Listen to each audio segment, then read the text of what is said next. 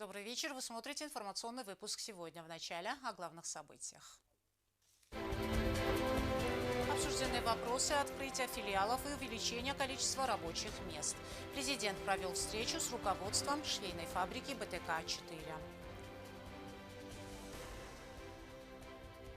Президент посетил этнолагерь. В ходе поездки глава государства ознакомился с условиями пребывания молодежи, пообщался с отдыхающими. За большой личный вклад в укрепление дружественных отношений Алан Гаглоев наградил орденом дружбы руководителя представительства Россотрудничества Сергея Скворцова.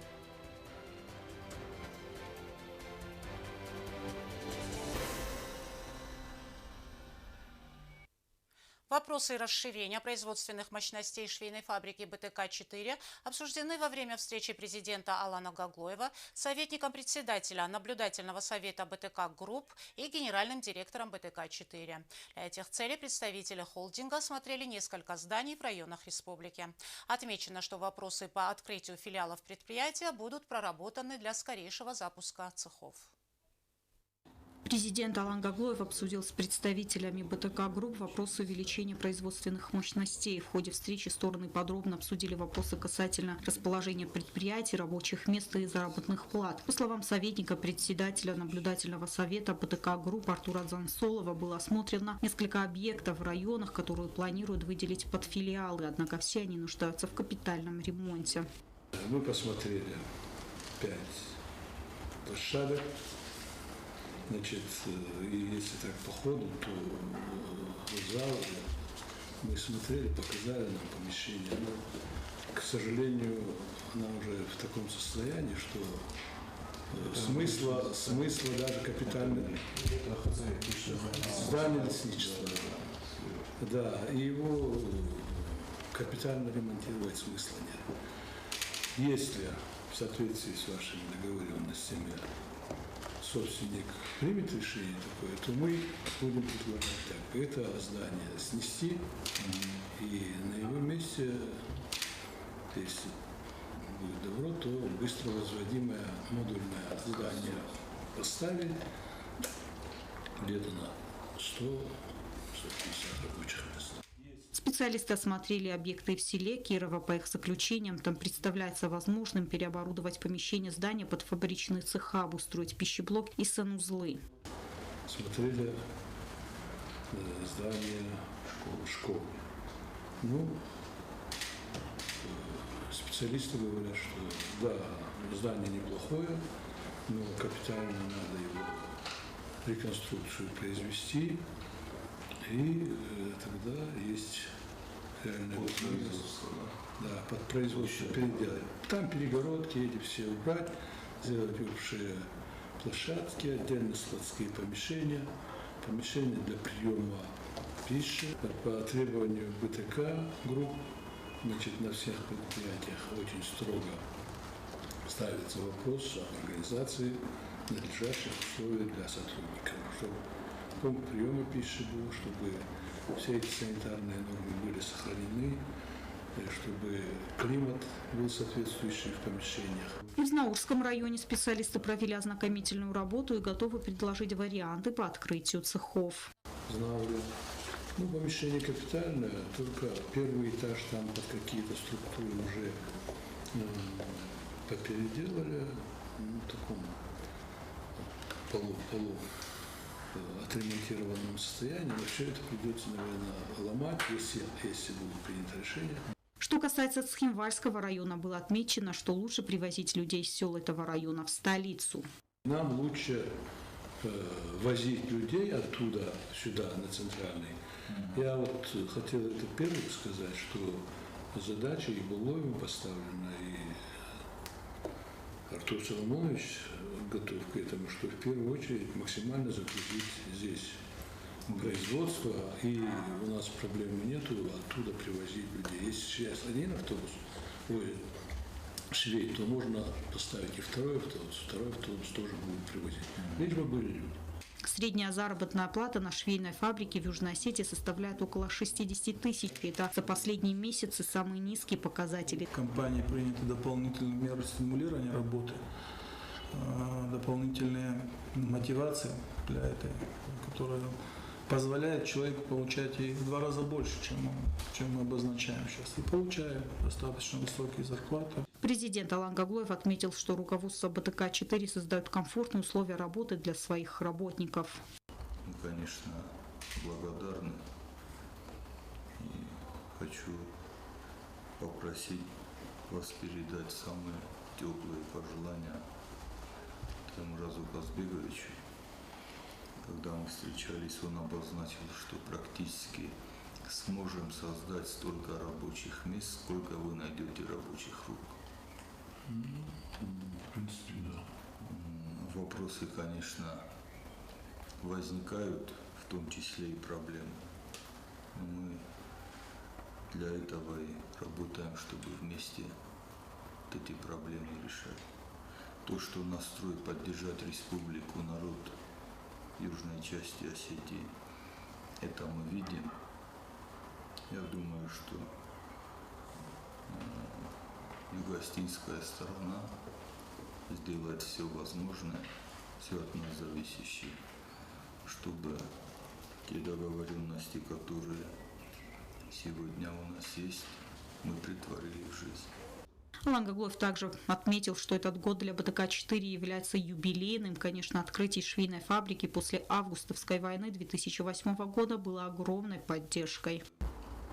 В честь такого юбилейного праздника было бы, конечно, очень хорошо принять такие решения. Мы помним, когда в 2013 году, это по большому первый такой проект, когда после 2008 года наш такой выдающийся земляк принял решение поддержать республику, создать рабочие места. Мы знаем, что и для бюджета республики это очень важно, создание таких производств, создание рабочих мест. Поэтому мы выражаем огромную благодарность. Все вопросы по открытию филиалов швейной фабрики будут активно прорабатываться, чтобы уже в самое ближайшее время состоялся запуск цехов. Зраса Кузаева, Алена Оттаева, Сармат Гузитаев, Ринат Медоев. Информационный выпуск сегодня. Президент Алан Гаглоев наградил орденом дружбы руководителя представительства Россотрудничества Сергея Скворцова. В соответствии с указом главы государства, высокая награда вручена за большой личный вклад в укрепление дружественных отношений между народами Российской Федерации и Республики Южная Осетия. Алена Оттаева подробнее. Президент Алан Гаглоев поблагодарил Скворцова за плодотворную работу и выразил надежду, что он сохранит в памяти теплые воспоминания о Южной Осетии. Очень такой весомый вклад внесли в развитие двусторонних отношений, поддержали наше молодое поколение, поэтому хочу выразить огромную благодарность, пожелать вам всего самого доброго. Я уверен, что вы этот промежуток времени в вашей жизни всегда будете вспоминать с теплотой народ Южной Осетии. Благодарный народ, поэтому мы всегда будем рады вас видеть. Я работал в 4 странах, но ни в одну я не нашел такого теплого приема и людей, с которыми на протяжении 5 лет работал с большим удовольствием, сказал Сергей Викторович. Я убедился, что жители Южной Осетии – это одни из самых, как вам сказать, если можно так выразить, знаете, даже слов не подобрать, бескорыстных людей, готовых в любой момент прийти тебе на помощь, значит, поддержать. И, ну, в общем, я вам говорю, из 4 стран, это я не буду называть, в каких странах я работал, вот, но из 4 стран, вот только в Южной Осетии такие люди. И я считаю, вот все обычно, когда говорят про Южную Осетию, говорят, это красота, это климат, это воздух. Нет. Главное богатство Южной Осетии – это ее жители, кто в ней живет. Поэтому вот эти вот 5 лет, которые я здесь работал, я старался, ответить им тем же, понимаете, вот той же самой и порядочностью, и искренностью, и помощь вот это. И старался сделать все, чтобы моих сил. За большие заслуги в укреплении дружественных отношений между народами Республики Южная Осетия и Российской Федерации орденом дружбы награжден глава Россотрудничества Сергей Скворцов. В завершении встречи Сергей Скворцов признался, что ему жаль уезжать из Южной Осетии, и поблагодарил президента за высокую оценку его деятельности. Также выразил слова благодарности своему коллективу. Я с ними начал работать в 2018 году, и я никого из них не поменял, не уволил, не взял нового, то есть с одним и тем же коллективом. Вот это все, значит, и мужчины, и женщины, граждане Южной Осетии, и они все мне помогали, вот, и эта награда, и их тоже, и я, с вашего позволения, передам им слова благодарности, все, что вы сказали. Мне искренне жаль отсюда уезжать. Если честно, то искренне жаль. Вот это от души слова. Но служба – это служба. Да. Спасибо вам за то, что нашли время. Алена Оттаева, Сармат Гузитаев, Ринат Медуев, Фатима Кумаридова. Информационный выпуск сегодня. Руководитель представительства Россотрудничества Сергей Скворцов по условиям контракта являлся главой организации в течение 5 лет. По его словам, в республике деятельность была плодотворна и в удовольствие. Он выразил уверенность, что новый руководитель Россотрудничества достойно продолжит миссию представительства. Тему продолжит Стелла Бязрова. Сергей Скворцов возглавил российскую организацию в 2018 году. По приезду в Осетию я влюбился в эту страну. Гостеприимный, радушный народ, делится воспоминаниями глава Россотрудничества. Я был приятно удивлен. Значит, я приехал сюда на своем автомобиле, и когда мы уже ехали по территории Южной Осетии и решили остановиться, в таком, скажем, на дороге, где нет ни домиков, ничего то просто размяться и походить. Вот. И за те 15 минут остановились 2 машины, оттуда высунулись бородатые дядьки, и один и другой спросили: брат, помощь нужна? Вот это было самое сильное, знаете, первое это впечатление от Южной Осетии. Подписав контракт на 5 лет, он и не думал о том, что Южная Осетия станет для него родным домом. За это время удалось сделать многое. Главная миссия Россотрудничества – популяризация русского языка и русской культуры в странах СНГ и ближнего зарубежья. Я хочу сказать, что мне удалось сделать именно то, чего до меня не было. Это, наверное, приезд сюда достаточно известных российских исполнителей. Мне за эти 5 лет удалось пригласить сюда и заслуженного артиста России Евклида Кирзидиса, и народную артистку России Надежду Крыгину. Очень интересный, коллектив, группа «Бисквит». У нас здесь побывал хор Сретенского монастыря, побывал трио «Реликт», приезжала Нонна Гришаева. Именно в Южной Осетии мне было легче всего работать. Полное взаимодействие, понимание и единомыслие было не только с профильными министерствами и ведомствами, но и с высшим руководством республики, говорит Скворцов. Насколько мне повезло в том плане, среди каких людей и для кого я работаю. На любом уровне, начиная от президента республики и заканчивая совершенно рядовым гражданином республики, по всем вопросам, где мне нужна была помощь, никто не задавал вопрос: а зачем, а почему, а сколько это будет стоить. Понимаете, мне помогали в моей работе все и во всем. Самое главное богатство Южной Осетии – это те люди, которые здесь живут.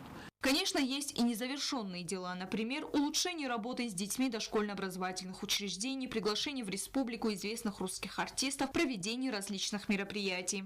Хотелось как можно больше поработать с детками дошкольного возраста. Вы знаете, мы для них проводили несколько конкурсов, мы привезли книги сюда. Вот, и я в нескольких детских садиках меня приглашали на праздничные мероприятия. На детей всегда же приятно смотреть, неважно на каком языке они говорят. Дети – это дети. Вот. И я считаю, что мы недостаточно внимания уделяли вот именно вот этой категории. Мне бы хотелось, чтобы российские исполнители, известные, вот я подчеркну, известные, популярные исполнители сюда приезжали почаще. Я видел, как осетинские зрители, ценители, понимаете, в Осетии не зритель.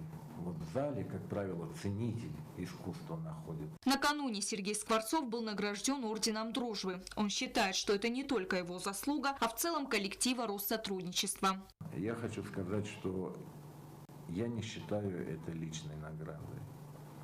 У меня здесь, у нас здесь в представительстве Россотрудничества отличный коллектив. И вот эта вот награда, это награда всего коллектива. Потому что без своих друзей ближайших, я считаю их друзьями, не помощниками, подчиненными, я считаю их друзьями, которые готовы были, знаете, что говорится, и в огонь, и в воду. Это награда всего нашего коллектива. Сергей Скворцов признается, что из Южной Осетии уезжать ему не хочется совсем. Однако уверен, что новый руководитель Россотрудничества достойно продолжит миссию представительства. На вопрос, будет ли он приезжать в Южную Осетию, он ответил, не задумываясь. Я обязательно сюда приеду. Ну, не один раз. Сколько получится, но я приеду сюда. Потому что я сюда приезжаю, знаете, ну это как маленькая родина, что ли. Если бы мне предложили вот сейчас, выбирай, где ты будешь жить, я бы, конечно, выбрал Осетию. Осетины – это самые такие, самые лучшие, самые яркие представители Кавказа, которые впитали в себя самое, понимаете, самое лучшее. Стелла Вязарова, Алим Батеев, Оксана Татаева. Информационный выпуск сегодня. Чистота и ухоженность столичных улиц во многом связана с деятельностью сотрудников комбината благоустройства. Немалый вклад вносят и сотрудники службы озеленения. Они регулярно ухаживают за цветами, зелеными зонами, улучшая их эстетический вид. Несмотря на важный и значимый труд, многие граждане его не ценят. Между тем, это обязанность каждого из нас. О деятельности работников благоустройства материал подготовил студент второго курса факультета журналистики Владислав Пащенко. Они создают и поддерживают комфорт и эстетику окружающей среды. Уборка и уход за общественными пространствами, озеленение городских территорий, обрезание ветвей деревьев. Работники благоустройства ежедневно трудятся на улицах Схинвала.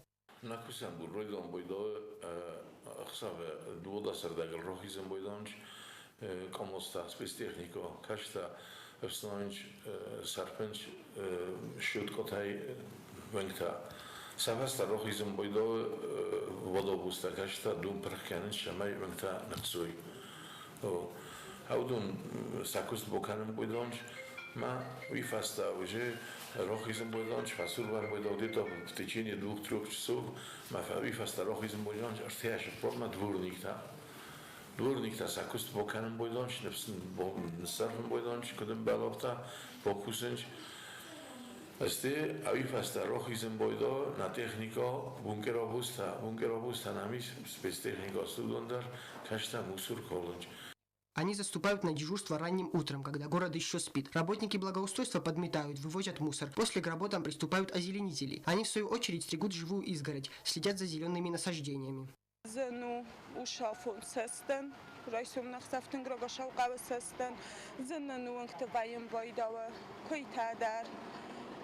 دخی در قماق قنای ماشینا تا در بوردم کنم بایداونج نکس در تنگزن کستو فلاوات در پوسم کبنا بونوفتم مثل دکنم نگورت ونکتا. Однако труд работников благоустройства часто недооценивается, несмотря на его важность и значимость. Как подчеркнул заместитель начальника управления, некоторые нерадивые жители города зачастую складывают мусор на тротуарах, проезжей части и газонах, образуя тем самым стихийную свалку. Нередко бродячие животные растаскивают весь этот мусор по всей улице, тем самым омрачая облик Цхинвала. Oleme kuulemistam šamai, osobno predprinimatelta čistene, audun sa korupko sa rokolem bojdonč, mogozina, fandogma sa rokolem bojdonč, sa roza sa rovaram bojdonč.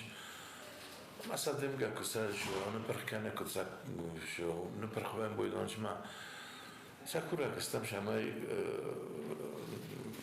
specijalni mošinotarošan bojdo odboručni mošinota kažta to pustim fečov sa hotel rohizem bojdonč ma ošanč gurate ma sa udo nisem bojdonč rozdar šama koma rokoloj imенно avšerastaže kažerastaže mana v tečení polčasa или в течение часа mošinotarošan ženima sa sišćenis. Красота и чистота столицы зависят не только от работников благоустройства, но и от горожан, которые также обязаны поддерживать чистоту и порядок. Владислав Пащенко, Арнольд Харебов, Фатима Кумаритова. Информационный выпуск сегодня. Глава государства посетил этнографический лагерь для учащихся республики в одном из живописнейших уголков Завского района Южной Осетии. В ходе поездки глава государства знакомился с условиями пребывания молодежи, пообщался с отдыхающими. Ребята смогли задать интересующие их вопросы президенту и даже сыграть с ним в спортивные игры. Материал вы сможете посмотреть в вечернем выпуске новостей АБУН в 20:30. А сейчас узнаем, какая погода нас ожидает.